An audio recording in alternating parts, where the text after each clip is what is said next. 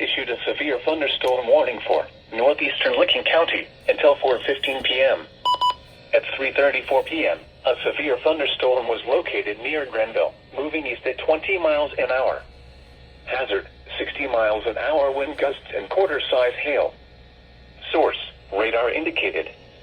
Impact, minor hail damage to vehicles is possible. Expect wind damage to trees and power lines. Locations impacted include Newark, Heath, Granville, Utica, Hanover, Granville South, Martin, St. Louisville, Toboso, Fredonia, U.S. Route 62 at State Route 661, Purity and Fallsburg.